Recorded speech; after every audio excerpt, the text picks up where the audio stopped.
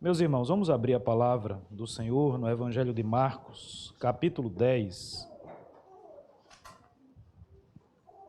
do verso 46 em diante. Evangelho de Marcos, capítulo 10, do verso 46 em diante. Assim nos diz a palavra. E foram para Jericó. Quando ele saía de Jericó, juntamente com os discípulos e numerosa multidão, Bartimeu, cego mendigo, filho de Timeu, estava assentado à beira do caminho. E ouvindo que era Jesus o Nazareno, pôs-se a clamar: Jesus, filho de Davi, tem compaixão de mim. E muitos o repreendiam para que se calasse. Mas ele cada vez gritava mais: Filho de Davi, tem misericórdia de mim. Parou Jesus e disse: Chamai-o. Chamaram então o cego, dizendo-lhe: Tende bom ânimo, levanta-te, ele te chama. Lançando de si a capa, levantou-se de um salto e foi ter com Jesus. Perguntou-lhe Jesus: Que queres que eu te faça? Respondeu o cego: Mestre, que eu torne a ver. Então Jesus lhe disse: Vai, a tua fé te salvou. Imediatamente tornou a ver e seguia a Jesus estrada fora. Vamos orar. Senhor nosso Deus e Pai bendito, esta é a tua palavra, é a verdade, é a revelação do Senhor ao nosso coração e ao teu povo. Aqui encontra-se a tua igreja e nós não temos outro pedido a fazer ao Senhor neste momento, senão que tu possas, ó Deus, falar a cada coração, a cada mente, a cada pessoa que consegue ouvir esta mensagem através da tua palavra.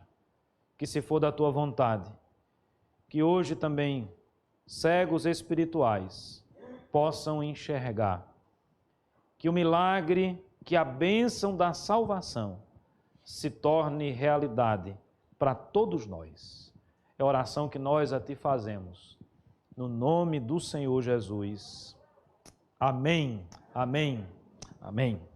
Meus amados irmãos, o ministério do Senhor Jesus transcorria, se é que eu posso assim falar, normalmente. Reflito sobre a expressão normalmente porque nada no Senhor Jesus era normal. Obviamente ele é o Verbo que se fez carne, é o Filho de Deus, é o Senhor e Salvador das nossas vidas. Mas olhando especificamente e rapidamente para esse contexto do capítulo 10, nós temos uma ênfase muito grande até esse momento em que Jesus está na cidade de Jericó, estava a cerca de 24 a 25 quilômetros de Jerusalém.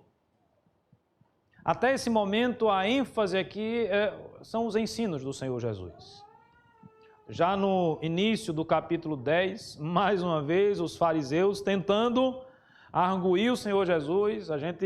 Nós que estamos aqui acostumados com a exposição matinal de João, percebemos esse modus operandi dos fariseus, sempre tentando, não é, fazer com que o Senhor Jesus caia em contradição, não é?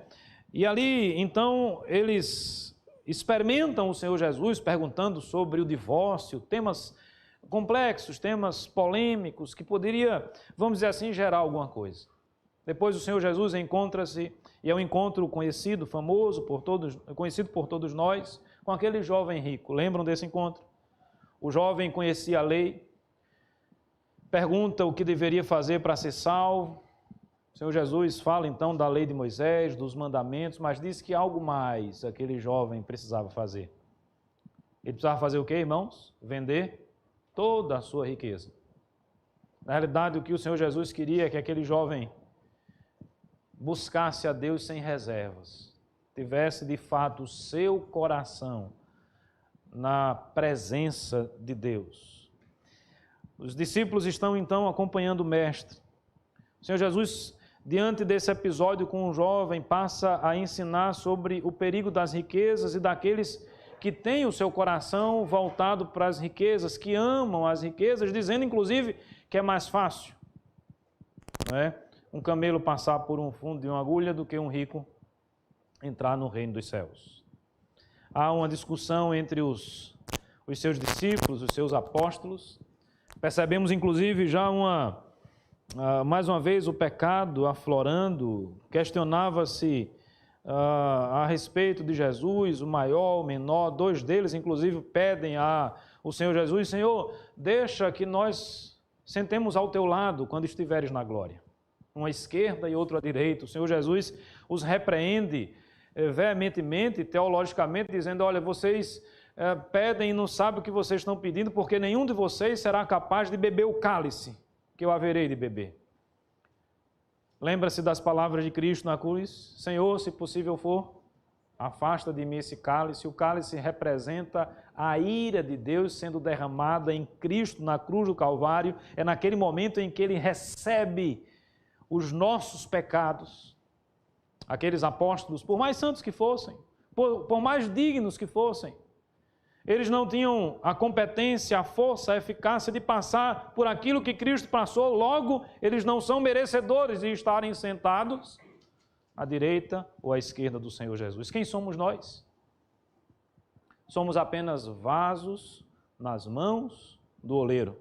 Mais uma vez, o Senhor Jesus ensina-lhes, transmite-lhes uma lição preciosa. Olha, no reino de Deus as coisas são diferentes, como muitas vezes acontece na sociedade. E aqui, o maior é quem serve. Aqui o maior é o menor e o menor é o maior, do ponto de vista meramente humano. Então o Senhor Jesus está ensinando, como eu falei no início, o seu ministério está em pleno vapor, não é? As coisas estão acontecendo. E aí nós nos deparamos então no finalzinho desse capítulo 10 com a narrativa de um milagre realizado pelo Senhor Jesus. O cego Bartimeu, ali na cidade de Jericó. Nós nos deparamos aqui com um milagre realizado à beira do caminho, na caminhada, na jornada. O Senhor Jesus continua realizando milagres na história da nossa vida e na nossa caminhada. E o milagre que o Senhor Jesus realiza aqui é o milagre em que a luz afugenta definitivamente as trevas. Aonde existe a luz, não há lugar para as trevas. O Senhor Jesus tira aquele homem da escuridão. O Senhor Jesus continua tirando a mim, a você e a tantos outros da escuridão. A cura aqui é física, mas como nós meditamos no Evangelho de João, naquele outro momento em que o Senhor Jesus cura um outro cego, a cura do Senhor Jesus se estende de forma integral, ou numa palavra mais da moda holística, né? De uma forma mais completa na existência humana. Ele não apenas cura o nosso físico, ele cura o nosso espírito.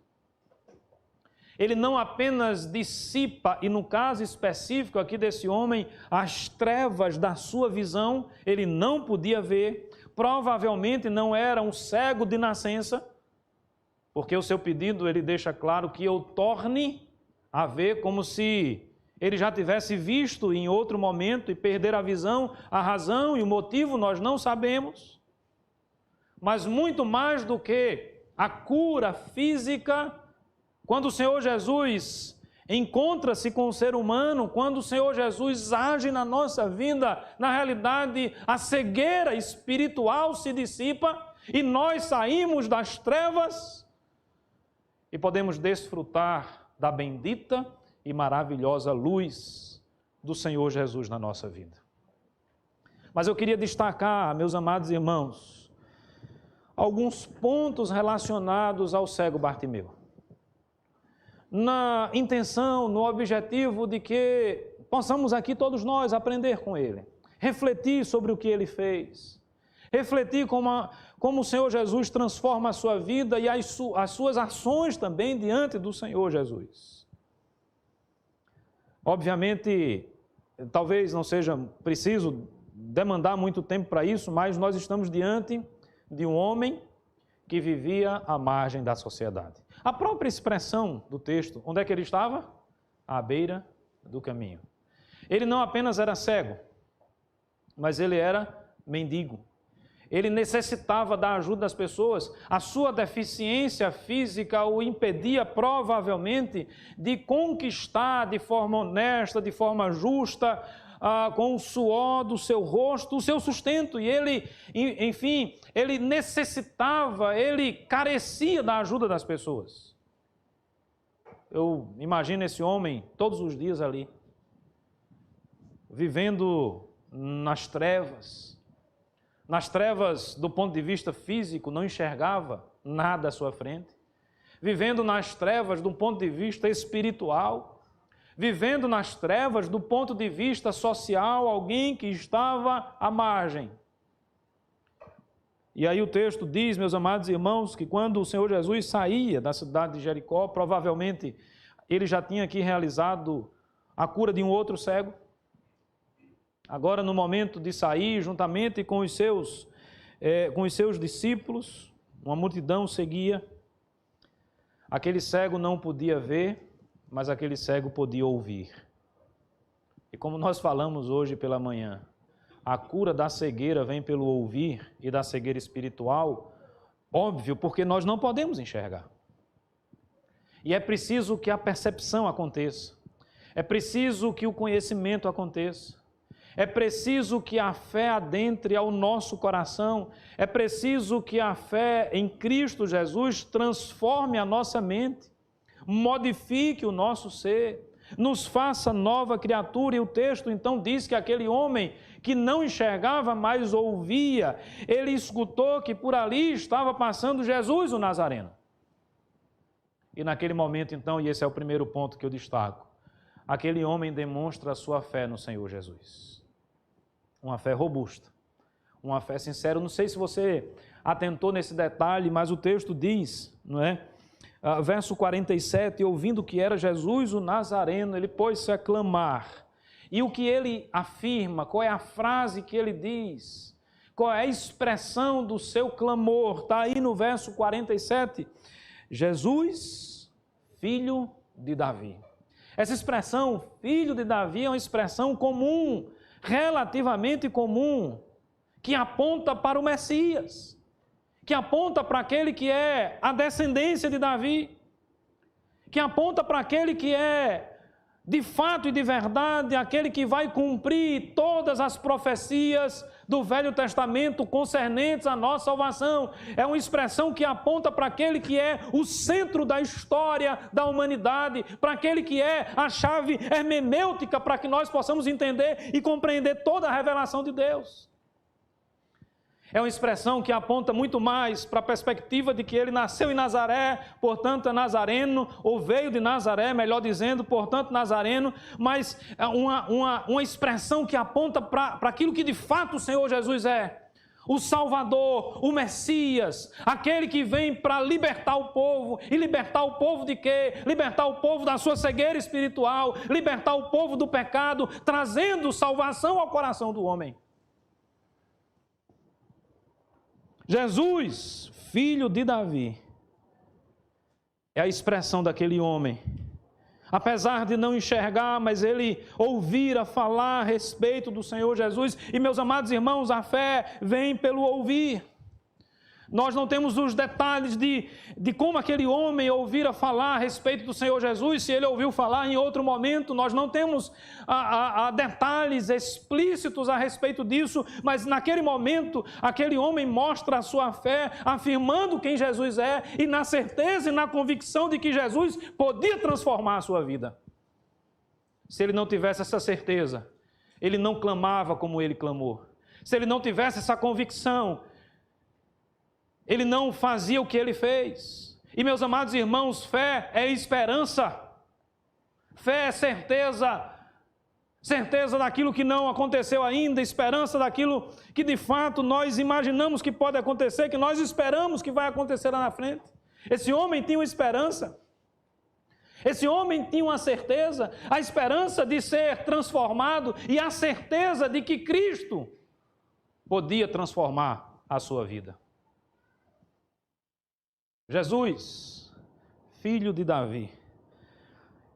Meus amados irmãos, aquele homem, à margem do caminho, na beira do caminho, à margem da sociedade, um proscrito, um sofredor, como eu falei, alguém que vivia da caridade de outras pessoas, que talvez, quando acordava, depois de uma noite de sono, não tinha sequer a certeza se teria um prato de comida ou se teria o sustento para a sua vida.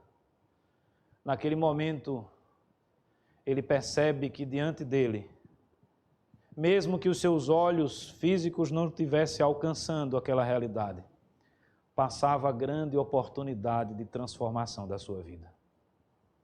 E ele não podia deixar que essa oportunidade passasse sem que ele fizesse alguma coisa. Aquele homem que estava à beira do caminho, à margem da sociedade, percebe que agora está diante do Filho de Davi, do Verbo que se fez carne. Se ele tinha todas as informações concernentes à fé, nós também não sabemos. Mas uma coisa nós temos certeza: aquele homem acredita, entende que aquele era a grande oportunidade de transformação da sua vida. Ele não podia deixar Jesus passar e continuar à margem, e continuar à beira daquele caminho, mendigando o pão, mendigando o seu sustento diário. É a grande oportunidade, a oportunidade de ouro que surge na vida daquele homem. Quando você escuta essa verdade, meu irmão, quando você se depara com essa história, com essa realidade, com a postura que esse cego tem diante do Senhor Jesus, como você reflete na sua vida? Deixa eu melhorar aqui a minha reflexão. Quando Jesus passa próximo a você, quando o nome de Jesus é pregado, qual tem sido a sua postura? Você tem encarado o Senhor Jesus como a grande oportunidade da sua vida? Será que nós somos tão diferentes desse cego? Será que nós também não temos as nossas angústias? Será que nós também não temos as nossas aflições? Será que nós não temos também as nossas necessidades? Obviamente todos nós as temos, em maior ou menor grau, mas todos nós somos pecadores e todos nós carecemos do Mestre, do Salvador, do Senhor Jesus. E Ele hoje passa diante dos nossos olhos e Ele hoje é capaz de falar ao nosso coração com a sua poderosa e doce voz. E eu pergunto a você, qual a sua postura diante da presença do Deus Todo-Poderoso? Daquele que pode transformar a sua vida, daquele que pode transformar a sua existência, daquele que é capaz de lhe tirar da margem para colocar numa realidade diferente de vida. E eu não falo de uma realidade material, eu falo daquele que é capaz de nos tirar das trevas e nos fazer desfrutar de um reino de luz. Qual tem sido a sua postura? Qual tem sido, meu amado irmão, a postura diante do Mestre, diante do Senhor Jesus? Será que nós estamos como aqueles fariseus, nos perdendo em questiúnculas, nos perdendo em tradicionalismos, nos perdendo em coisas pequenas e menores, muitas vezes até irrelevantes? Ou será que nós estamos agindo como um cego Bartimeu, clamando todos os dias da nossa vida, clamando a plenos pulmões: Filho de Davi, eu estou aqui. Filho de Davi, olha para mim. Ó Senhor Jesus, eu estou aqui, transforma a minha vida. Se essa não tem sido a sua postura, se essa não tem sido a minha postura, que o Espírito Santo de Deus, nesse exato momento, nesse instante, possa produzir a transformação que o nosso coração tanto precisa e tanto necessita. Não perca, meus amados irmãos, não perca, meu amado irmão, sendo mais específico ainda, a grande oportunidade de ter o maior, de ter o melhor encontro que você pode ter na sua vida. O encontro com o Senhor e Salvador Jesus Cristo. Com aquele que é capaz de transformar a nossa vida. Meus amados irmãos, uma outra realidade que me chama a atenção. Veja que esse homem percebe a grande oportunidade que está diante dele. Ele expressa a sua fé, a sua certeza de que Jesus podia transformar a sua vida.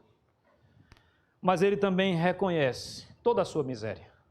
Meus amados irmãos, não existe transformação de vida se nós mantivermos a postura do orgulho, da soberba, do nariz empinado, de acharmos que nós somos aquilo que nós não somos.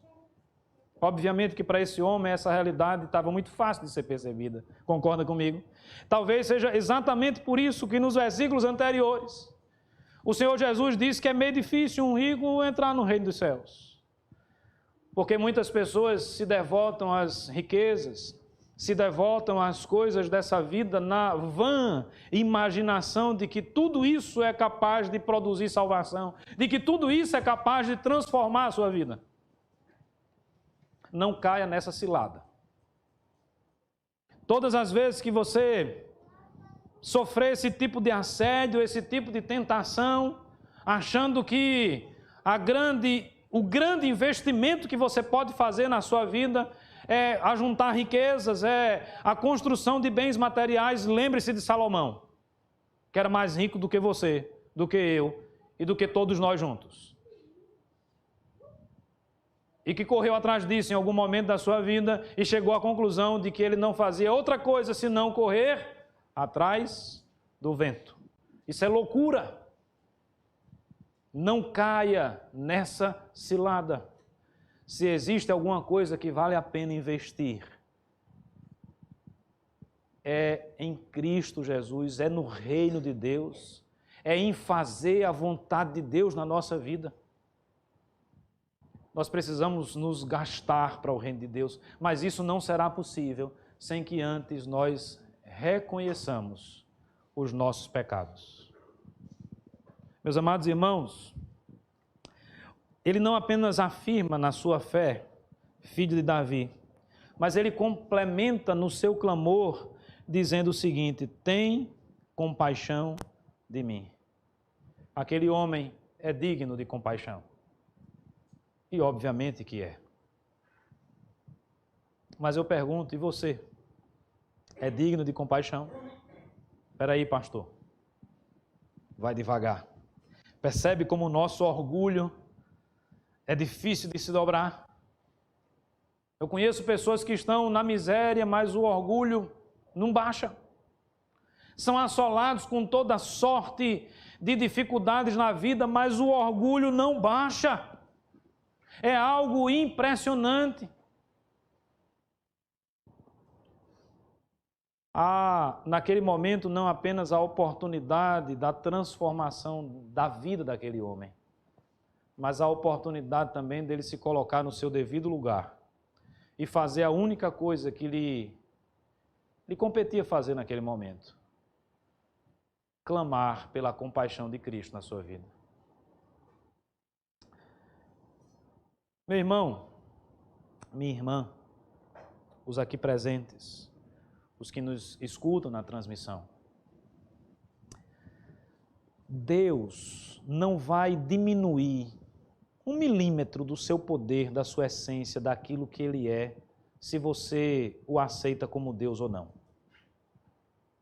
O Senhor Jesus Cristo continua sendo o Verbo que se fez carne, aquele que opera milagres e maravilhas, o Salvador da nossa vida, da minha e da sua vida.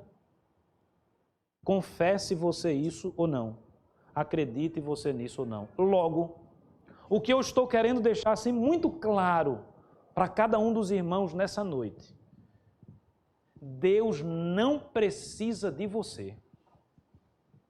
O Senhor e Salvador Jesus Cristo não precisa de você, muito menos de mim.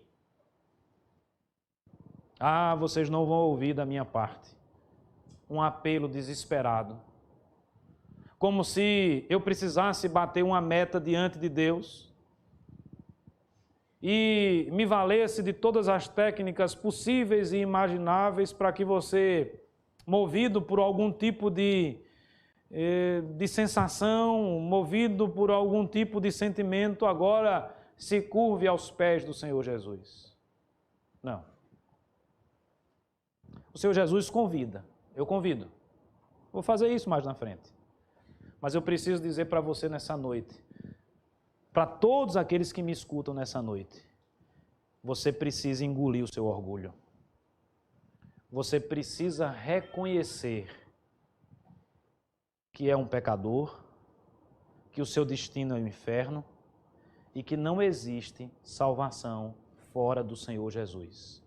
Porque no momento que você reconhece isso, no momento que eu reconheço isso, eu não tenho outra coisa a fazer senão clamar: Filho de Davi, tem compaixão de mim. Eu preciso de ti. Eu careço do Senhor. É isso que nós cantamos ou não? Eu necessito do Senhor. Baixa a pancada, meu irmão. Faz uma cirurgia e tira esse rei da barriga. Quem somos nós? Basta uma doença, basta uma situação adversa para nos fazer perceber que nós não somos absolutamente nada. Nós somos, irmãos, barro. É preciso que a gente parta desse princípio. E eu não estou com isso dizendo que Deus não nos ama, eu não estou com isso dizendo que você não é importante, eu não estou dizendo com isso que não existe jeito e que não existe salvação. Mas antes de pensarmos na segunda parte, antes de pensarmos na salvação, eu e você, nós precisamos reconhecer da nossa necessidade de salvação, nós precisamos reconhecer, eu preciso do Senhor Jesus, e todas as vezes que nós fazemos isso, nós não temos outra opção, senão aquela que o cego Bartimeu nos apresenta, se não clamar: Filho de Davi, tem compaixão de mim. Eu convido você nessa noite a curvar-se diante do Rei dos Reis. Eu convido você nessa noite a derramar o seu coração na presença daquele que pode todas as coisas e dizer a Ele: Filho de Davi, tem compaixão de mim. O convite é para que você se submeta ao Senhor Jesus, porque não existe salvação fora de Cristo. É um conselho, é um convite de um pecador miserável como vocês, mas que um dia foi alcançado pela graça do Senhor Jesus. Sabe por quê, irmãos? Porque apesar e a despeito do nosso pecado, da nossa rebeldia, desse orgulho terrível que insiste em crescer dentro do nosso coração, o Senhor Jesus nos ama. O Senhor Jesus escuta as nossas orações. O Senhor Jesus se entregou por mim e por você.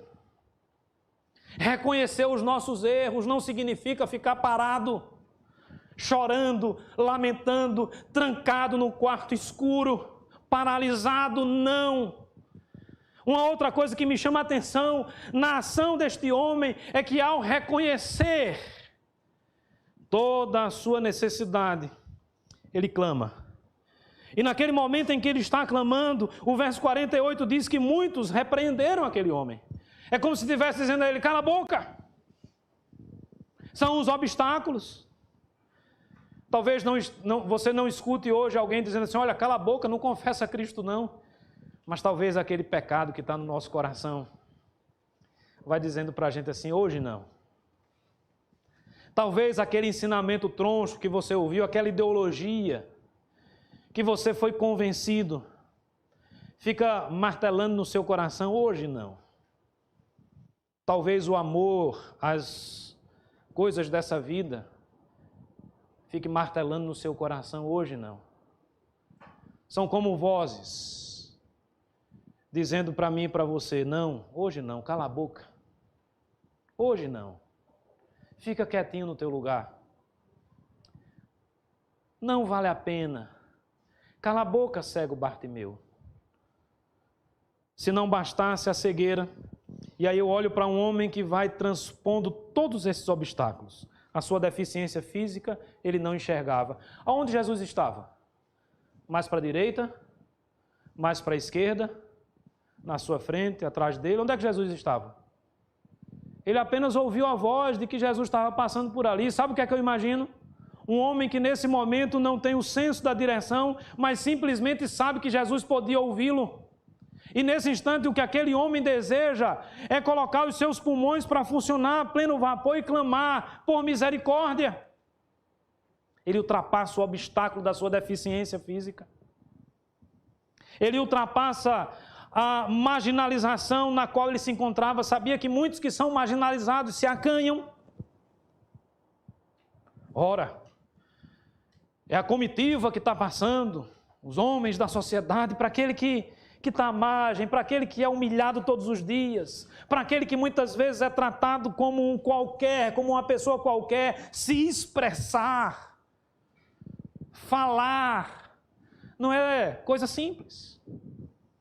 Mas ele ultrapassa esse obstáculo da sua condição social. Ele encontra aqui o obstáculo da oposição daqueles homens. Essa oposição pode se apresentar na minha e na sua vida de várias formas. Mas o que eu gostaria de dizer para você nessa noite é que da mesma forma que o cego Bartimeu clamou, ultrapassando todos esses obstáculos, nós também precisamos fazer isso. Ultrapasse os obstáculos. Sai da caverna. Abra o seu coração na presença de Deus. Não importam, ou não importa, melhor dizendo, o que os seus amigos vão dizer. Até porque quem lhe coloca contra Deus não é seu amigo. Até porque aquele que prega contra o Senhor e Salvador Jesus Cristo não é o seu amigo. Não importa o que essas pessoas vão falar. Não importa, talvez, o preço que você vai pagar por ser rejeitado por algum segmento social do qual você faz parte. Isso é inexpressível diante da grande bênção que está diante dos seus olhos, que está diante de nós. Eu convido você nessa noite a fazer como aquele homem, como aquele cego. Primeiro, reconheça a sua necessidade. Reconheça que você é pecador. Reconheça que nós somos e nascemos espiritualmente cegos e carecemos da graça e do amor de Deus na nossa vida. Quando você reconhecer isso, eu convido você a buscar a Deus. E aí eu lhe convido a orar ao Senhor. Eu convido você a buscar a Deus. Eu convido você a clamar. E se isso não for suficiente, grite. Se isso não for suficiente, aumente a sua voz. Mas confesse diante do Senhor Jesus e fale para Ele aquilo que está no seu coração. Se for preciso clamar, clame, meu irmão. Se for preciso gritar, grite.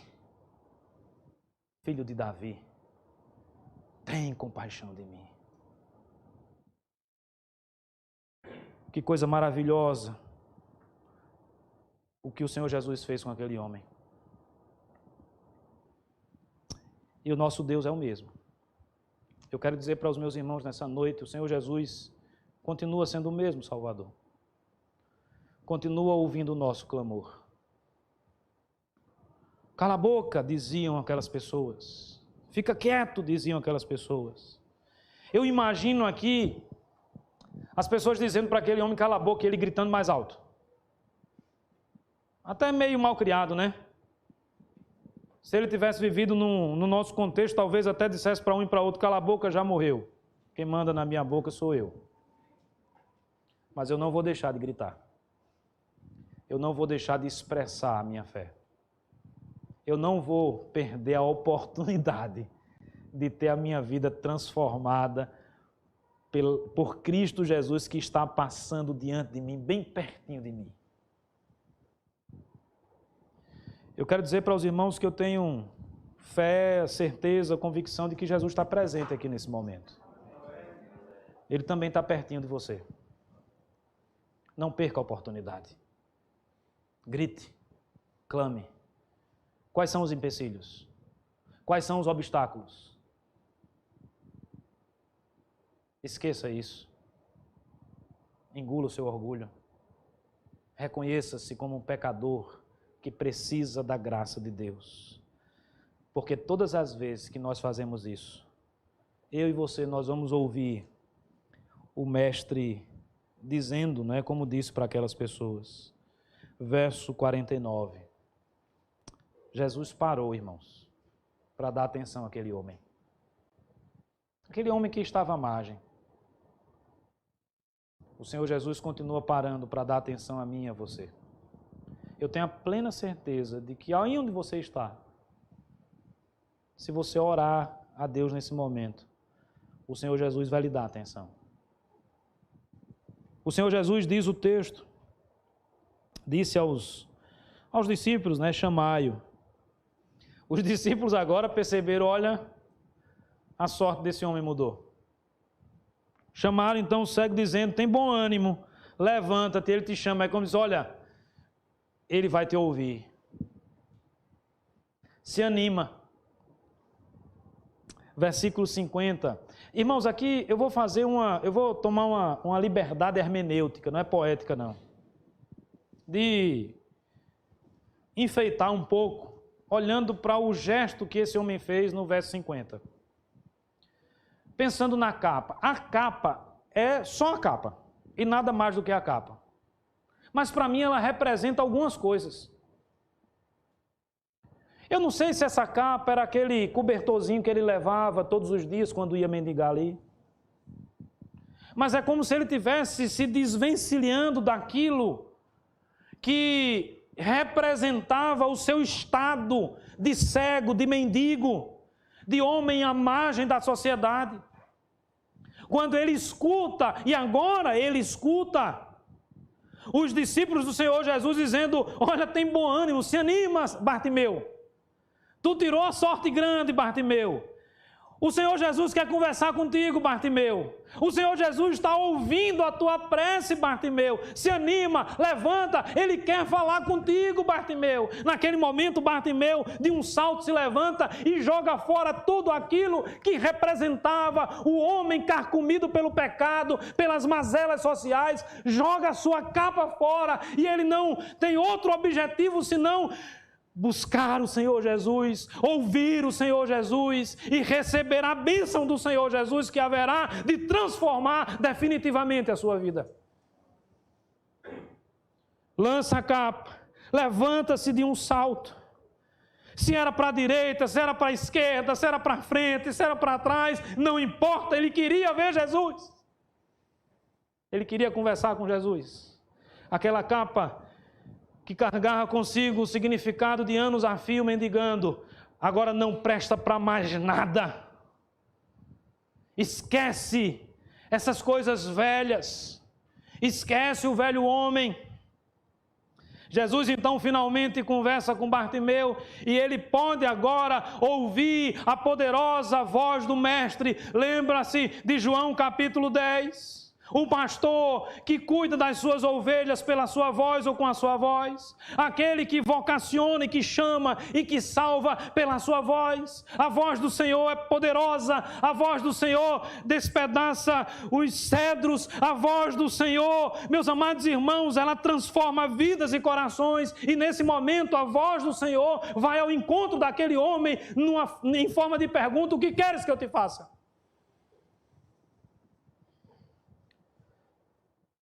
Vocês conseguem ouvir essa voz ainda hoje? Você consegue ouvir essa voz nesse momento na sua vida, no seu coração? O Senhor Jesus continua perguntando: o que queres que eu te faça? Marcos, o que queres que eu te faça? Pedro, o que queres que eu te faça?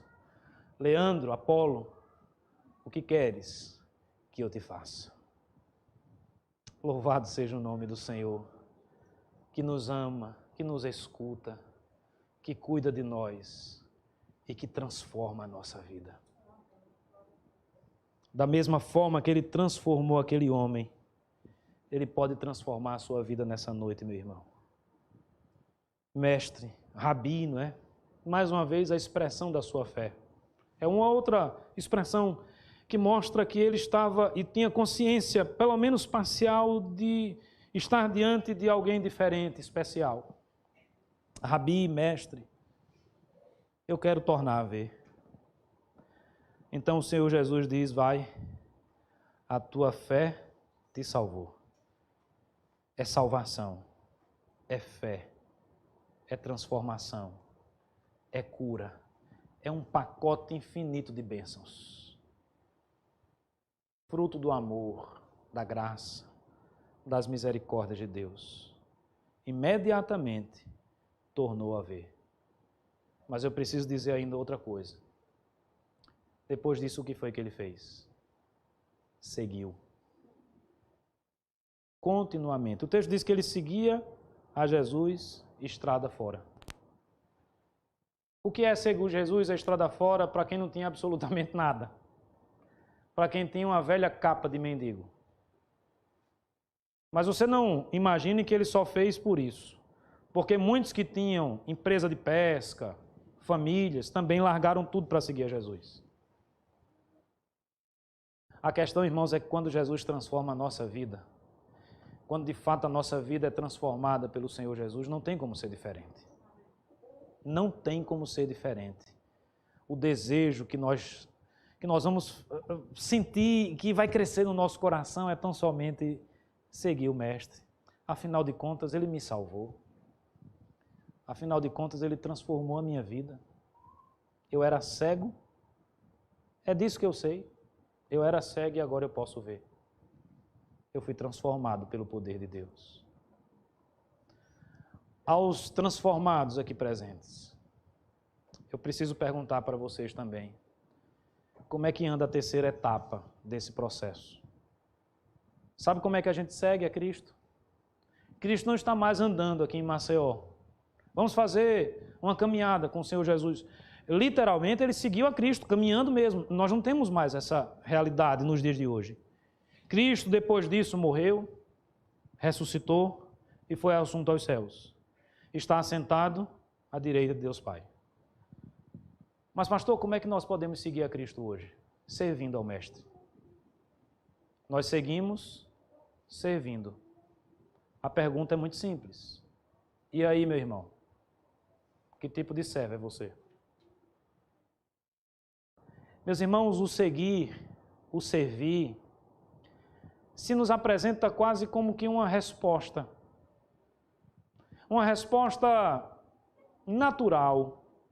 Uma resposta quase que incontrolável ao tamanho da bênção que nós recebemos. Como é que alguém pode se conter em seguir a Cristo depois que Cristo transformou a vida dessa pessoa? Eu não entendo. É por isso que eu compreendo perfeitamente os apóstolos, depois de apanhar, depois de serem açoitados, depois de serem ameaçados, porque estavam pregando o Evangelho. Olha, vão embora e não prega mais o Evangelho não, porque senão amanhã vocês podem amanhecer com a boca cheia de formiga. As palavras não foram essas, mas a ameaça foi. E aí eles dizem, eu não posso deixar de falar daquilo que eu vi. Irmãos, eles viram o cego Bartimeu enxergando. Irmãos, eles viram o Senhor Jesus acalmando a tempestade. Meus amados irmãos, eles viram o Senhor Jesus transformando água em vinho. Irmãos, eles viram o tanto de pães que sobraram depois de um milagre daquele tamanho. Meus irmãos, eles viram o Senhor Jesus vencendo o inimigo mais implacável que o homem pode enfrentar.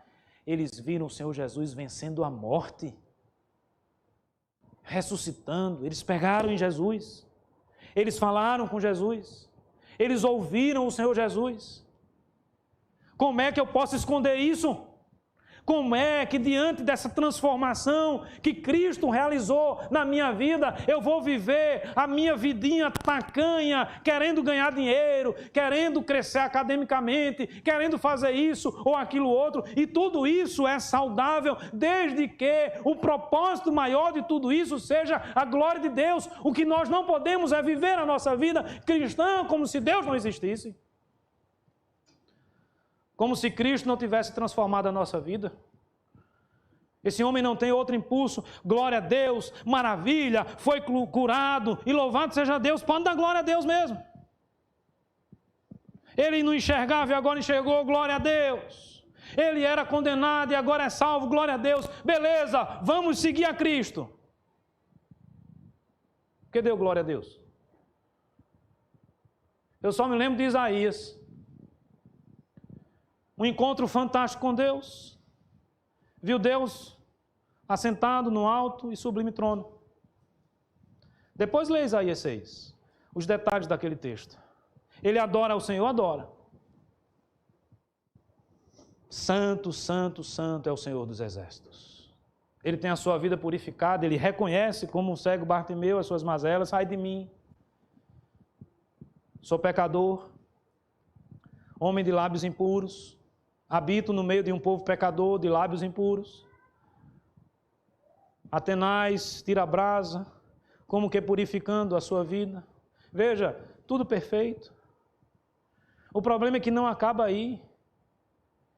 E aí chega um momento em que Deus diz assim, numa forma de pergunta, a sua fala: quem há de ir por nós? A quem enviarei? E quem há de ir por nós?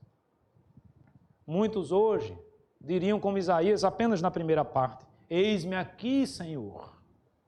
Eis-me aqui. Eis-me aqui. E esse eis-me aqui não sai do eis-me aqui. E esse eis-me aqui não sai da teoria. Lembre-se de tudo aquilo que Isaías falou. Eis-me aqui. Envia-me a mim. Se Deus lhe chamar para uma missão específica, você está disposto a seguir Jesus? A largar tudo que você tem? A largar as redes, mesmo depois de uma pesca maravilhosa? Mesmo depois de ver quilos e quilos e quilos de peixe? De encher os olhos e dizer, olha, o lucro foi maravilhoso. Estou bem. Larga tudo isso. Se eu quisesse te dar peixe, quilo de peixe e riqueza, eu poderia te dar. Mas a minha proposta para você, ou a minha... Não é proposta, né? A minha missão para vocês não é que vocês continuem sendo pescadores comuns de peixe.